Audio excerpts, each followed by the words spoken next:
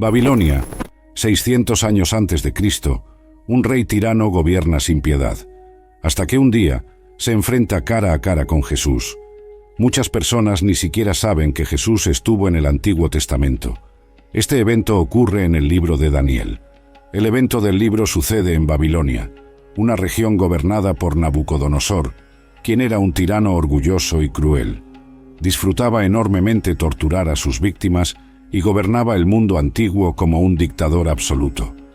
Después de someter a Siria, volvió su atención hacia Egipto, su principal adversario en ese momento. Como Judá estaba en el camino, era necesario deshacerse de él si alguna vez quería cumplir su ambición de gobernar sobre un gran imperio. Nabucodonosor emitió una orden para que un número de jóvenes judíos fueran entrenados para servirle como hombres de conocimiento y sabiduría. Daniel, Ananías, Misael y Azarías estaban entre los que fueron llevados cautivos. Eran conocidos por los nombres de Belsasar, Sadrac, Mesac y Abednego. El rey Nabucodonosor ordenó la creación de una estatua colosal hecha de oro. La estatua de oro que Nabucodonosor había encargado debió ser magnífica. Medía 90 pies de altura. Es posible que el rey la haya planeado para poder consolidar su poder, reuniendo a todos los niveles de su corte para una gran ceremonia. Estos gobernantes debían asistir a la dedicación de la estatua erigida por el rey Nabucodonosor y caer rostro en tierra para adorarla. Todos los que desobedecieran este mandato corrían el riesgo de ser lanzados a un horno en llamas y ser quemados hasta quedar crujientes. Todos obedecieron las órdenes de Nabucodonosor, ya que estaba determinado a establecerse no solo como el líder político indiscutible de Babilonia, sino también como la autoridad religiosa suprema en la ciudad. Sin embargo, 3 de los hombres en la sala no se postraron, aunque todos los demás lo hicieran. Muchas personas no pueden imaginar que la presión social no fue fácil de soportar. Algunos caldeos vieron a los jóvenes hebreos de pie entre todos los que se postraron y corrieron a Nabucodonosor para informarle.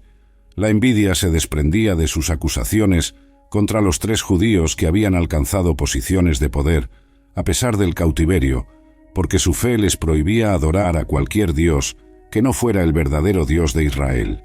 Los funcionarios menores de la corte vieron una oportunidad de eliminar a Sadrac, Mesac y Abednego, y no perdieron la oportunidad de hacerlo. Cuando Nabucodonosor se enteró de la situación, inmediatamente se enfureció. Es sorprendente que haya dado a los acusados una oportunidad de responder a las acusaciones en su contra. Esto puede indicar su consideración por ellos, pero no se equivoquen. El rey solo aceptaría una respuesta de sumisión total. Tenían 2 opciones: adorar el enorme ídolo de oro o perecer en el fuego. A pesar de sus elogios anteriores al dios hebreo, Nabucodonosor agregó: ¿Quién es el Dios que puede librarlos de mi poder? La pregunta del rey, como antes, sería respondida eventualmente. Daniel, capítulo 3, versículos 13 y 14 dice: Al escuchar esto, Nabucodonosor se enfureció y mandó llamar a Sadrac, Mesac y Abednego.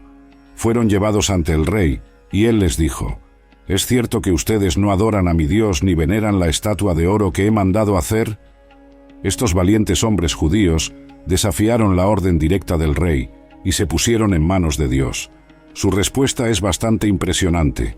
Sadrac, Mesac y Abednego respondieron: «Oh rey Nabucodonosor, aquí él conoció a un ser más poderoso que él. ¿Qué efecto tendría esto sobre él? Aún tenía confianza para exigir que otros lo adoraran, como si no hubiera visto nada».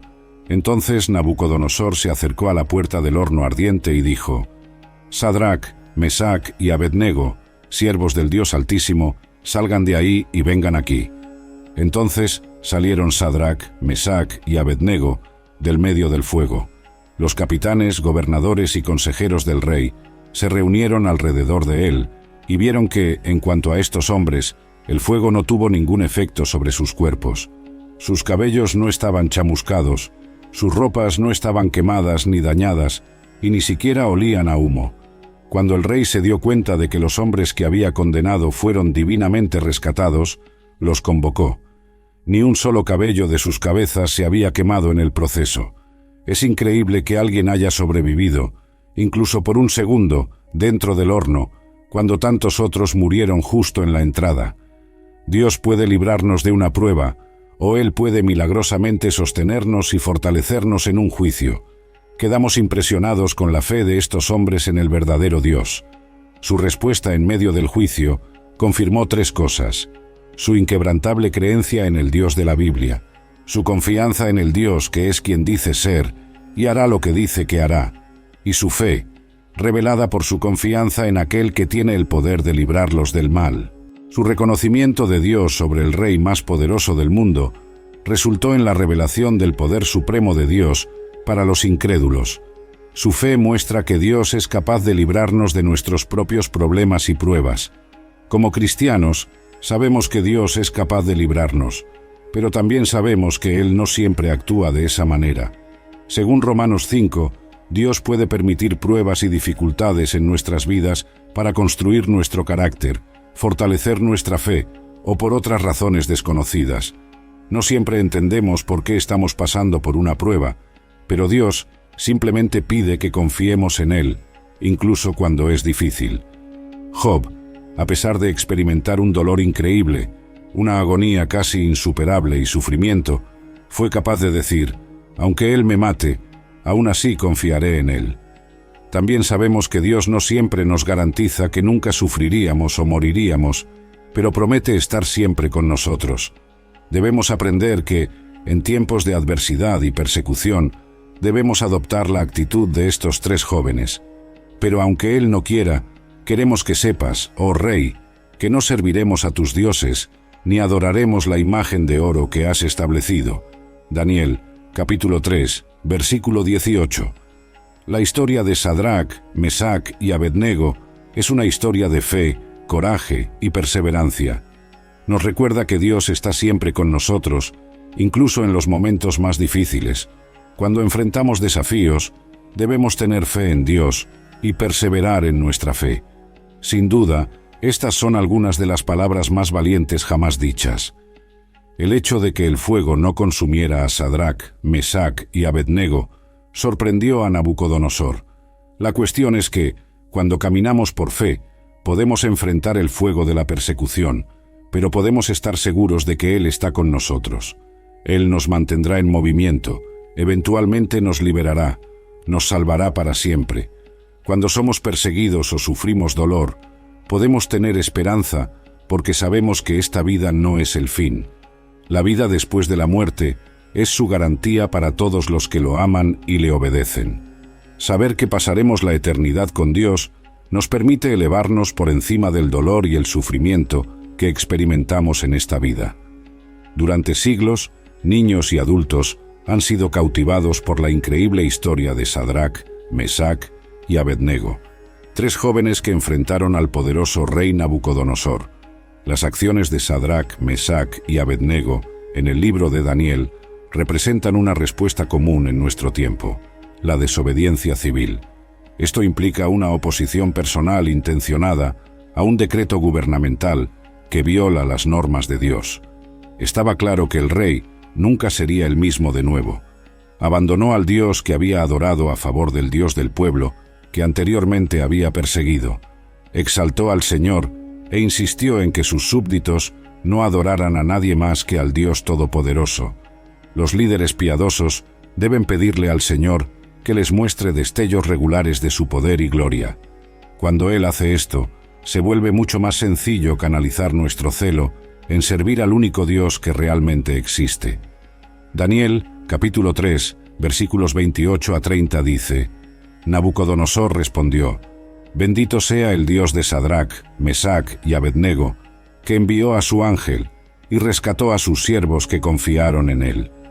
Desafiaron la orden del rey y entregaron sus cuerpos, en lugar de servir o adorar a cualquier otro Dios, aparte de su propio Dios. Por lo tanto, decreto que cualquier persona, nación o lengua que hable algo ofensivo contra el Dios de Sadrac, Mesac y Abednego será cortada en pedazos y sus casas serán hechas un montón de escombros, porque no hay otro Dios que pueda salvar de esta manera. Entonces, el rey hizo prosperar a Sadrac, Mesac y Abednego en la provincia de Babilonia. Jesús es mencionado algunas veces en el Antiguo Testamento. Sin embargo, no se le refiere por ese nombre, ni aparece de la misma forma que aparece en el Nuevo Testamento. No obstante, Él está presente en el Antiguo Testamento. La presencia de Cristo en el Antiguo Testamento se enfatiza en toda la Santa Escritura. Jesucristo validó el hecho de que el Antiguo Testamento contiene referencias a Él en Juan, capítulo 5, versículo 46. Después de ser confrontado por un grupo de autoridades religiosas, Jesús explicó que el Antiguo Testamento habla de Él. Si ustedes creen en Moisés, también creerían en mí, porque Él escribió sobre mí, dijo Él. De acuerdo con Jesús, la obra de Dios con el hombre desde el comienzo de los tiempos, todo apuntaba hacia Él.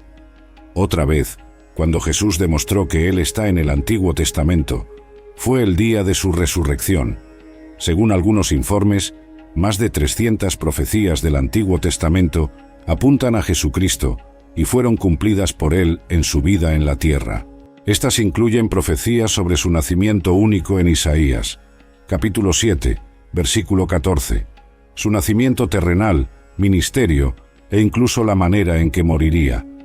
Jesús impactó al establecimiento religioso cuando se levantó en la sinagoga de Nazaret y leyó Isaías 61, concluyendo con el comentario: «Este texto se ha cumplido hoy en ustedes».